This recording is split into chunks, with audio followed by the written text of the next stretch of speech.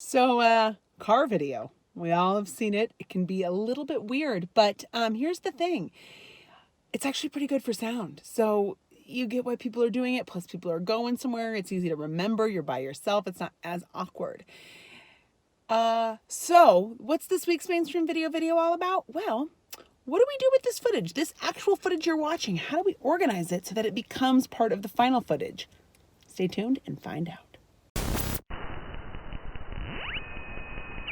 Video has to be, you have to feel like you want to do it.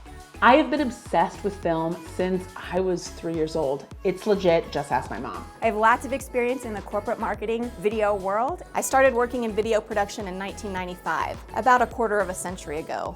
There's a lot of fear in being on camera. There's a lot of fear in spending money.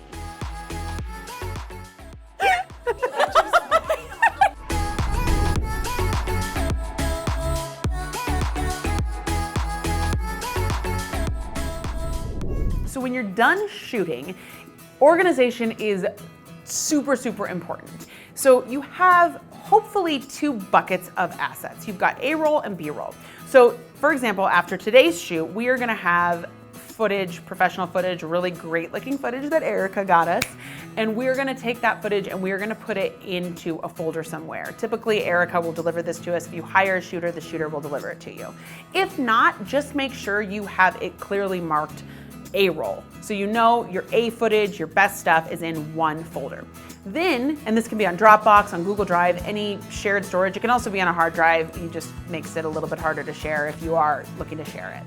Then you want to make sure that you have all of your B-roll stored. And I like to keep these in two separate folders.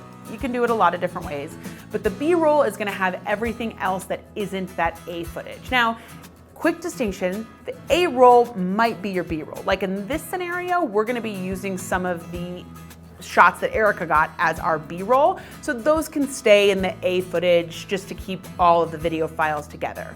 What the B-roll bucket's gonna be is for things like photos, logos, maybe you got some behind the scenes footage earlier, you're gonna put that in the B-roll folder. That keeps everything really organized so then when you bring it into the project, you have your kind of your A timeline and then you can start B-rolling your project and everything's organized. Just think about how chaotic putting together a video would be if you didn't have that organized.